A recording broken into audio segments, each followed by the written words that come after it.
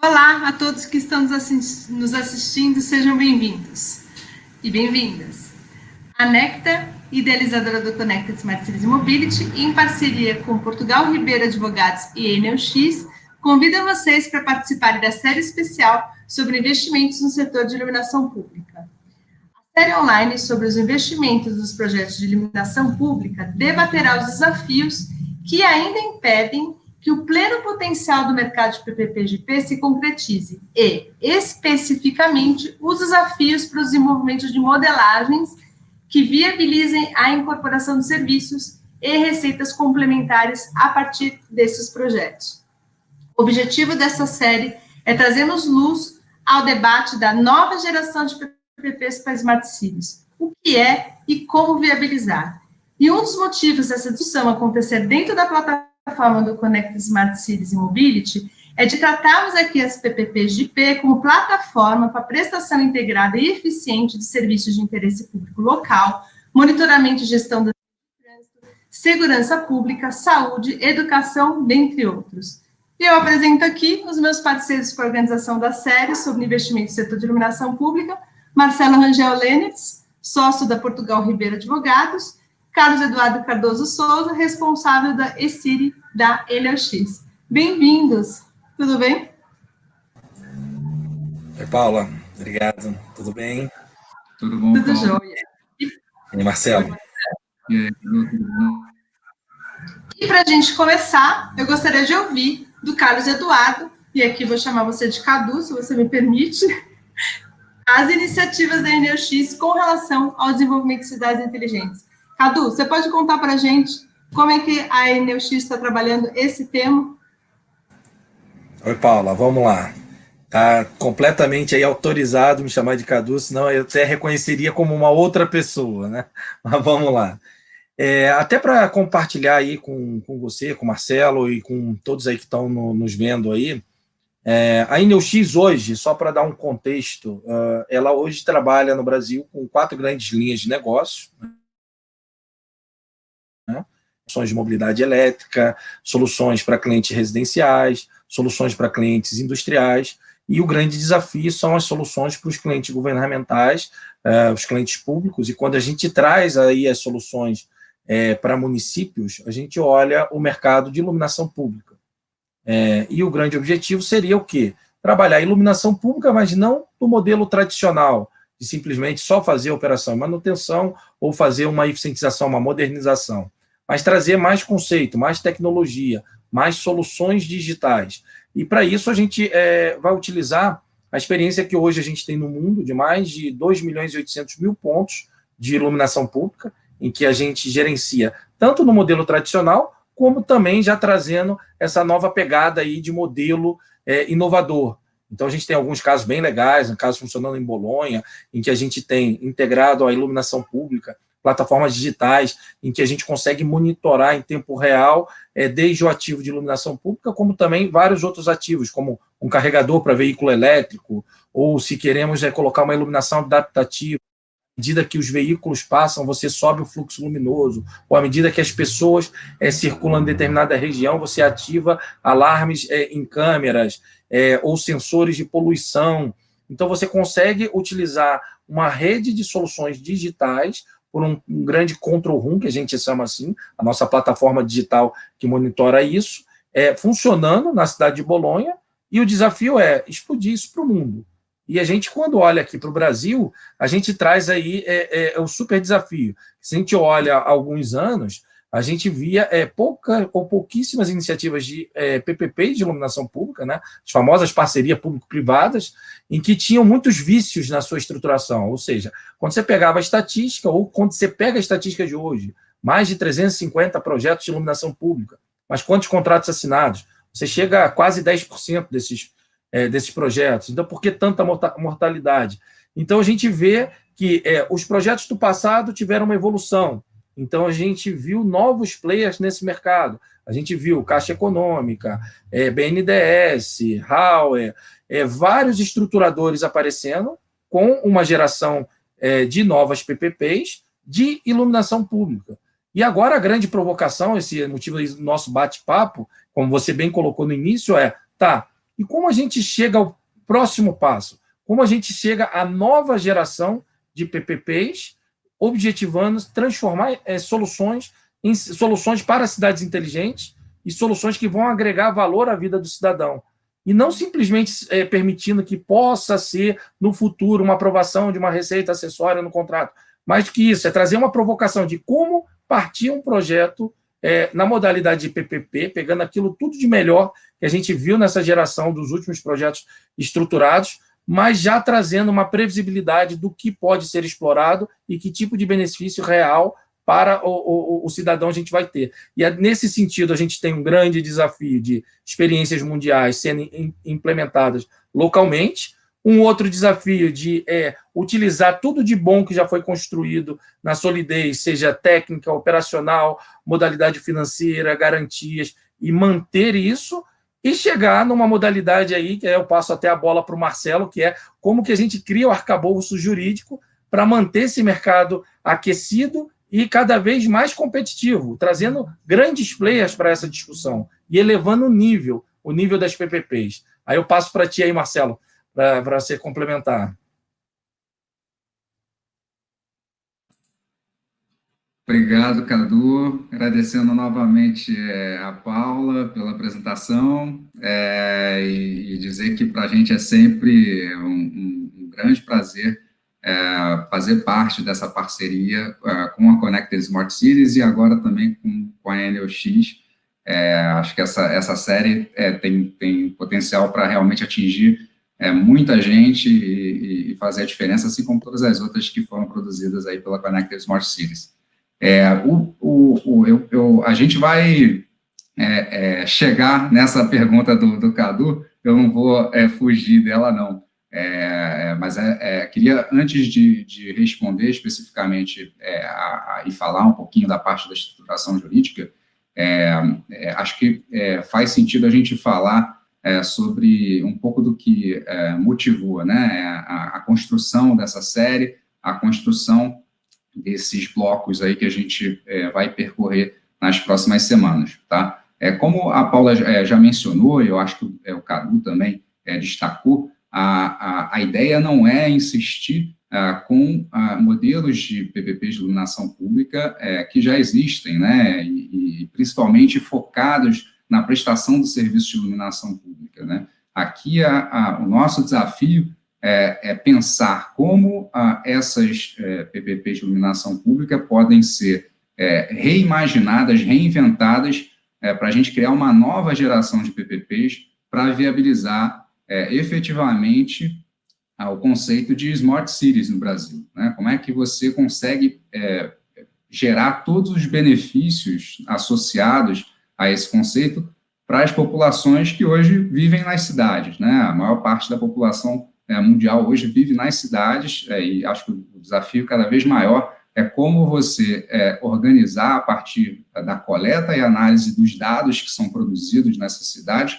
como você organizar, planejar, gerenciar o espaço urbano, tá? Então, acho que esse é o desafio que a gente se propôs nessa série, de como viabilizar, então, esse novo modelo, e para que isso seja feito, a gente visualiza aí 3 grupos principais de desafios que precisam ser endereçados. Primeiro, a gente vai falar um pouquinho de desafios econômicos, depois a gente vai falar de desafios institucionais, e aí chegando na questão do Cadu, dos desafios jurídicos, né? Como é que a gente reflete todo esse modelo que vai ser pensado para dar viabilidade econômica para esse projeto, toda a segurança jurídica necessária do ponto de vista institucional, como é que a gente reflete isso, no final das contas, num modelo de edital de licitação e de contrato de concessão, que vai dar o suporte, dar a segurança jurídica, dar a estabilidade para essa relação jurídica que vai ser esse contrato de PPP, né? Então, como é que a gente buscou organizar essa série, né? São 5 blocos semanais, sempre vão ocorrer às terças-feiras, né, no horário de 10 às 11h30 da manhã. Esse está sendo o primeiro bloco, né, que a gente está fazendo a divulgação da série, e a partir daí o próximo bloco, já no dia 11 de agosto, vai ser um bloco em que a gente vai tratar das PPPs de iluminação pública como plataforma para as cidades inteligentes. Então, é o primeiro momento em que a gente explora de forma mais aprofundada esse conceito que a gente está trazendo aqui, né, dessa nova geração de PPPs. Né? Então, a ideia é tentar entender quais são os benefícios, né, que um projeto bem estruturado de PPP de iluminação pública pode gerar para os municípios e para as populações. Né? Que desafios hoje a gente tem enfrentado para concretizar esse conceito que está sendo proposto, né, e que o Cadu destacou. Aí eu até passo a bola para o Cadu, acho que vale a pena a gente explicar assim, quais são, você falou um pouco do caso de Polônia, mas quais são hoje as principais iniciativas que vocês têm identificado na EnelX no mundo e que estágio a gente está no Brasil hoje, né, em relação a buscar implantar alguma coisa semelhante ao que a gente já tem de experiência no resto do mundo, né? Porque acho que esse é um ponto importante para a gente destacar. Tem muita coisa que já poderia estar sendo viabilizada aqui no Brasil. É isso, cara? Marcelo, é isso mesmo, né? A gente olha aí, se a gente traz o contexto do Brasil, né? Total de municípios aí em potencial para expandir para uma futura cidade inteligente, que aí vai ser até um dos grandes dilemas aí, discussões que a gente vai trazer para a mesa, qual o tamanho do município para virar uma PPP de iluminação, uma PPP de cidade inteligente, que tipo de serviço. E nesse conceito, quando a gente fala Smart City, cidade inteligente, qual o termo, é uma coisa muito abrangente. Né? Um ponto que a gente já tem pacificado aqui dentro de casa, vamos dizer assim, é que não é uma receita de bolo, não é simplesmente pegar um projeto, sair copiando e colando, aplicando em todo e qualquer tipo de município. Primeiro, requer você identificar as características daquele município, daquela população, daquele entorno, quais são as reais necessidades, e com isso você cruza com um grande portfólio, um grande cardápio de soluções que poderiam ser aplicadas. Então, eu dei lá o exemplo lá de Bolonha, mas a gente tem vários outros exemplos também, Chile, Colômbia, ou algumas iniciativas que a gente vai estar implementando aqui no Brasil, no centro de São Paulo, especificamente, no projeto no Urban Futurability. Então, a gente vai ter um cardápio de soluções e a gente pode olhar quais são aquelas que estão mais maduras para o país. Então, hoje, o que a gente vê? O caso de vídeo monitoramento. É uma solução que hoje você vê a adoção, principalmente pelos critérios de violência que a gente tem hoje em alguns locais do Brasil. Então, você tem o vídeo monitoramento focado na segurança, mas você pode ter o vídeo monitoramento não somente focado à segurança, como também integrado a um centro de controle que pode estar desde a Guarda Municipal, a Polícia Militar, ou você pode integrar também a empresas privadas que, porventura, fazem a segurança de um local, integrar a próprio vídeo monitoramento a soluções de gestão de ativos. Por exemplo, quando você correlaciona com um ativo de telefonia ou um ativo de distribuição de energia, se uma pessoa se aproxima de uma situação insegura da rede elétrica, ou você pode gerar um alarme, e esse alarme ser disparado para aquele órgão que vai fazer a fiscalização ou atuar. Além disso, ela pode estar integrada ao Smart Parking. Então, é uma outra solução. Então, ao invés de você utilizar sensores para descobrir se a vaga está ou não ativa, a própria câmera de vídeo monitoramento ela passa a ter múltiplas funções. Então, você acopla ao sistema de inteligência em que você, através de um aplicativo, identifica se tem ou não tem vaga disponível e qual o local que essa vaga está disponível. Uma outra aplicação agora, nesse momento de pandemia, você pode ter em determinados locais a contar a quantidade, as pessoas que estão em determinada região, se tem aglomeração, se não tem. Você pode incorporar tecnologias, e aí não em todo o projeto, mas em uma parte específica, câmeras que vão ter a medição de temperatura, e às vezes você pode acoplar esse sistema, por exemplo, a um ponto de ônibus. Então você já entra nessa sensibilização que a gente viveu agora na pandemia. Isso tudo que eu estou falando só com uma única aplicação, um único investimento em vídeo monitoramento, trazendo várias saídas. Além disso, o próprio Smart Parking que eu coloquei, ele pode vir no modo tradicional, através de sensores, e você com o aplicativo, mais uma vez, você consegue visualizar se tem ou não tem disponibilidade de vagas. Próprio aplicativo, você hoje já, praticamente os grandes centros ou as grandes cidades, elas já têm os seus aplicativos funcionando para você fazer o pagamento daquela sua vaga, vamos dizer, daquele seu rotativo. E até da câmera, voltando, que eu esqueci de um detalhe, ela pode estar servindo para você ativar o fluxo luminoso, aumentando ou diminuindo, e com isso contribuindo para a eficiência energética, para a sustentabilidade. Além disso, outras tecnologias, se a gente olha, explorando vamos dizer, uma própria luminária ou um sistema de iluminação, você pode ter um poste, um poste que vai ser adaptado ao ambiente, nele você tem integrado a luminária LED eficiente, além disso, a câmera de monitoramento com várias aplicações, como eu citei aqui, você pode trazer ainda, na base desse poste, um carregador para veículo elétrico. Você pode ainda colocar no topo do poste um access point para propagar o sinal de conectividade para toda a população. E aí, quando você acessa essa própria rede de conectividade, você tem acesso a uma série de benefícios por estar dentro daquela rede, daquele município. Pode receber informações do município, ou pode interagir por uma determinada solução. Ou seja, essas aqui são praticamente os exemplos de soluções já maduras que já poderiam e deveriam estar aqui no Brasil. E, porventura, tem várias outras que estão em nível de laboratório, que você pode trazer e discutir. Por exemplo, eu quero colocar soluções em que eu possa contribuir não só para o bem-estar do cidadão numa praça, por exemplo. Eu coloco um banco de praça em que ele tem uma iluminação indireta, que a energia dela vem de painéis solares.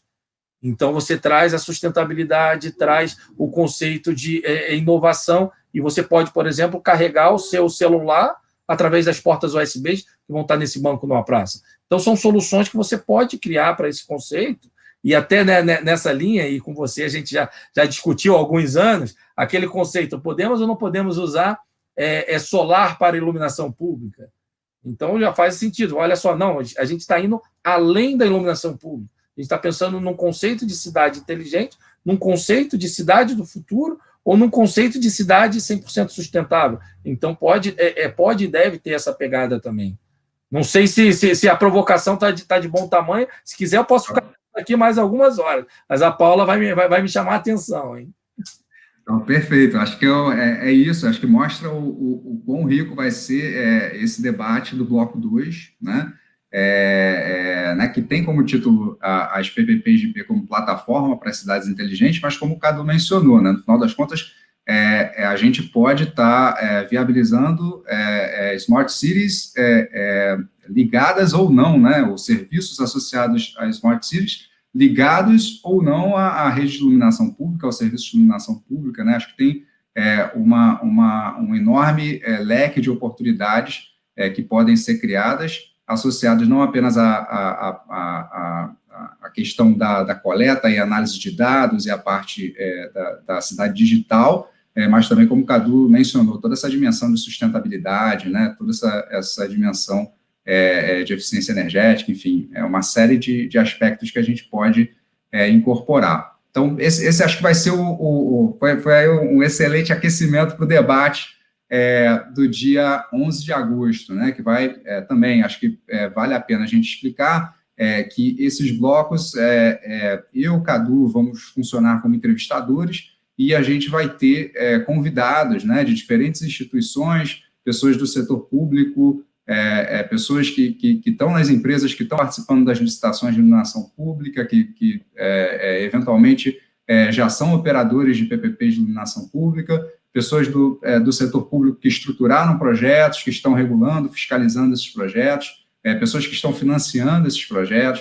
Então, a gente procurou aí fazer um mix, né, também trazendo o pessoal com formação jurídica, né, os advogados que têm trabalhado nesses projetos também de todos os lados, né, tanto do lado da estruturação quanto do lado das concessionárias. Então, procura fazer um mix dos diferentes atores que estão envolvidos nesse setor, para que os debates sejam realmente bastante ricos, tá?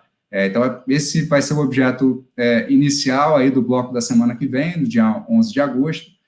No bloco 3, no dia 18 de agosto, a gente vai falar mais especificamente de um ponto que o Cadu também já passou aqui na nossa conversa, né, que são os desafios econômicos para a viabilização dos projetos de PPP de Smart Cities nesses municípios menores, né? Então, falar um pouquinho de escala, qual é o tamanho ideal de um município, quer dizer, existe um tamanho ideal, né? Se a gente estiver falando de iluminação pública, quantos pontos são necessários, né? Tudo isso vai ser também objeto desse debate do bloco 3, aí do dia 18 de agosto, né? E a gente vai falar também, eu acho que nesse bloco, com a presença de pessoas que estão tentando gerar a escala, a reunião de municípios, né? Dado que o município tende a ser aí, né, o poder concedente, tende a ser o órgão, a entidade pública, né, mais diretamente ligada à prestação desses serviços. Então, a gente vai trazer pessoas que vêm pensando formas de viabilizar a organização dos municípios entre si, né, para criar entidades e mercados, né, maiores para o oferecimento de soluções por meio de projetos de PPP, né. Em seguida, no bloco 4, a gente vai falar, no dia 25 de agosto, especificamente, dos desafios de estruturação das PPPs, né? E aí eu acho que é um ponto também que eu queria ouvir um pouco da experiência do Cadu, mas a minha impressão é que os projetos de PPP do setor de iluminação pública, especificamente, eles inicialmente se desenvolveram quase que à margem do que estava sendo feito nos demais setores de infraestrutura, ou nos setores em que você, tradicionalmente, tem a utilização desses arranjos de concessão e de PPP, né? Então, muitas das melhores práticas e de práticas já consolidadas nesses outros setores demoraram para ingressar no setor de iluminação pública. Então, acho que a gente tem uma primeira geração de contratos de PPP de iluminação pública mais antigos, né, que são contratos quase que, eu diria assim, focados exclusivamente na prestação do serviço, né, de manutenção, aperfeiçoamento, né, algum tipo de modernização do parque de iluminação pública, mas que não trazem nenhum ou quase nenhum componente, né, voltado para a conectividade, voltado para a inteligência, né, na gestão do sistema de iluminação pública. Em seguida, a gente tem um movimento em que alguns estruturadores tradicionais dos outros setores começam a entrar no setor de iluminação pública, e aí, especificamente, a gente pode falar da EBP, no caso de Belo Horizonte, a gente pode falar do AFC, a gente pode falar dos projetos mais recentes da Caixa, do BNDES, né? E o que a gente está propondo aqui é que essa segunda geração aí que foi consolidada por esses estruturadores tradicionais dos outros setores seja aproveitada, como o Cadu mencionou, né, nos aspectos que ela trouxe de segurança jurídica, de aproveitamento das melhores práticas que já eram padrão nos demais setores de infraestrutura, mas que a gente traga, né, e aí seria essa terceira geração, essa nova geração, que a gente traga novos elementos de tecnologia para viabilizar esse novo conceito de PPP de Smart Cities que a gente está propondo aqui. Qual é a sua visão, Cadu, aí, tendo participado, né, desse processo e acompanhado os diferentes projetos de iluminação pública, né, de PPP de iluminação pública que saíram ao longo dos anos, qual é a sua impressão em relação a essa evolução e para onde a gente está caminhando? Vamos lá, Marcelo. Isso aí é bem interessante quando a gente olha, né, o quanto evoluíram os projetos de PPPs, né, de iluminação, né? Realmente eu concordo contigo que demoraram muito para que conseguissem acertar a mão na estrutura, né? Mas aí, como esses grandes players aí que você citou aí, né, os grandes stakeholders aí que influenciaram esse mercado para trazer projetos mais sólidos, né, projetos com garantias financeiras, projetos em que você tira a subjetividade, por exemplo, em mensurar um indicador que está correlacionado, por exemplo, à contraprestação mensal, com a figura do verificador independente, a quantidade de anos das PPPs, que a gente até brincando um pouco antes, vem cá, qual é o ideal? 20 anos, 13 anos, 15 anos, ou seja, ainda tem uma discussão, quase que uma analogia aí para aqueles que gostam de Fórmula 1, né? Se a gente faz uma troca ou 2 trocas de pneus, ou se a gente faz uma troca ou 2 trocas de iluminação, 1 ou 2 modernizações, né? 2 ciclos de modernização. Então, isso, no final das contas, é porque, pelo menos a minha ótica, é que a gente tem uma incerteza muito grande da evolução da tecnologia ao longo do tempo, e essa nova geração já começou a trazer um pouco isso para a estruturação dos projetos. Se você olha ao passado, você tinha projetos com 30 anos, e hoje é raríssimo você olhar. Se você pega a estatística ainda dos contratos assinados, ela está entre 20 e 25 anos. Mas os últimos projetos, inclusive que estão agora em licitação da Caixa, são projetos de 13 anos. E os próprios projetos que já vieram em consulta pública, né? Então, quer dizer, já vem uma mudança aí bem legal, até trazendo um pouco do disclaimer que a gente vai trazer, né, para as nossas discussões. Vai ser bem legal quando a gente discutir, por exemplo, você traz um projeto da Caixa, eu não sei se você teve a oportunidade de olhar, mas olhando os 3 últimos anos de concessão, o concessionário ele não tem a receita mínima garantida. Ou seja, ele tem que garantir que ele vai utilizar um produto de qualidade, tem que garantir que ele vai estar prestando um serviço de qualidade, porque senão ele não recebe nada. Então, isso eu achei já um ponto bem interessante e uma evolução nos modelos anteriores. E aí, até trazendo para esse modelo, quando você traz uma segurança jurídica, uma segurança financeira, bons projetos técnicos, aí vem aquela discussão, até que ponto os níveis de deságio eles devem chegar aos patamares que a gente tem visto. Se a gente pegar uma linha de corte, 1 ano, desde a primeira PPP lá do BNDES, que foi Teresina. Então, você traz Teresina, Porto Alegre, então você traz aí uma série de modalidades de PPPs, e agora, recentemente, Vila Velha, você tem deságios grandes. Aí você começa a ter uma dúvida.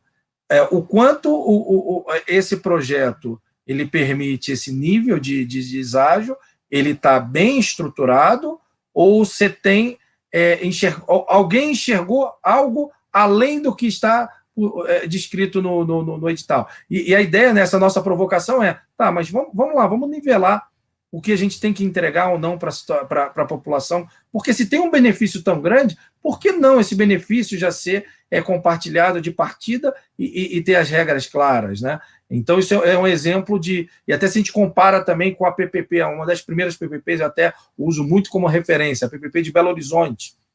O quanto esses novos modelos de PPP evoluíram e quanto as próximas, ou a nova geração, como a gente está dizendo aqui, né, vai evoluir quando se compara a Belo Horizonte, que acaba sendo um grande benchmark para o Brasil, né?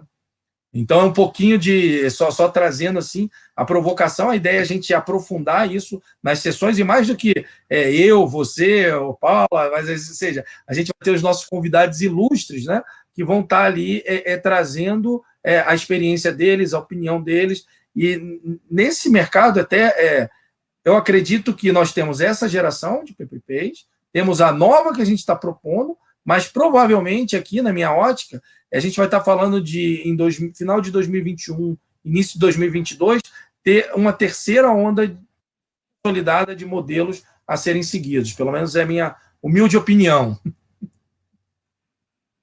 Legal, Ibe, eu acho que assim, tudo isso todos esses pontos que você levantou são pontos que se refletem da perspectiva jurídica, né, no nosso tema do bloco 5, né, que vai tratar do aperfeiçoamento dos editais e dos contratos de PPP de iluminação pública. Então, quer dizer, acho que a gente vai ter discussões que são naturais e comuns a todos os projetos de concessão comum ou PPP, né, que dizem respeito à alocação de risco, que dizem respeito a metodologias para reequilíbrio econômico-financeiro do contrato, que dizem respeito a se você utiliza ou não utiliza o plano de negócios elaborado pela concessionária como instrumento regulatório, né, por meio do qual você vai avaliar o equilíbrio econômico-financeiro da concessão, regras sobre extinção antecipada do contrato e indenização. No caso específico das PPPs de iluminação pública, a questão das garantias, né, da estruturação do sistema de garantias, do sistema de pagamento, a forma como as contas vinculadas, né, que estão sendo bastante utilizadas, vem sendo montada, está adequado, não está adequado, o que pode ser aperfeiçoado, né? E aí eu acho que tem esse ponto fundamental que você destacou, Cadu, principalmente para a gente avançar nesse nosso propósito aqui, né, de pensar uma nova geração de PPPs voltada para concretizar aí o conceito de Smart Cities, que é justamente como é que eu garanto que todos esses benefícios que você mencionou, que hoje já existem, né, essa quantidade de serviços que já poderiam estar sendo oferecidos para a população das cidades que contam com PPP de iluminação pública, né, como é que eu garanto que eles não sejam algo que a concessionária vai escolher se faz ou não, né? Como é que eu consigo introduzi-los, né, no modelo econômico-financeiro no momento da estruturação do projeto, né? Para que todo mundo que vai participar daquela licitação, daquela disputa por aquele contrato de PPP, todo mundo saiba que vai ter que disponibilizar aqueles serviços, né, aqueles benefícios para a população. Como precificar isso, como fazer o valuation desses projetos, como incorporar isso no modelo econômico-financeiro da concessão, como refletir isso juridicamente nos contratos como obrigação das concessionárias. Acho que todas essas são questões super interessantes aí que a gente vai buscar abordar também nesse bloco 5, tá? Eu acho que é isso, a gente passou aqui por todos os blocos da série, né? Eu acho que vale a pena lembrar novamente que os blocos vão ocorrer sempre às terças-feiras, de 10 às 11h30, e que a programação completa da série está disponível, inclusive com os convidados, né? Está disponível já online em todas as redes sociais aí da Connected Smart Cities e no site da Connected Smart Cities.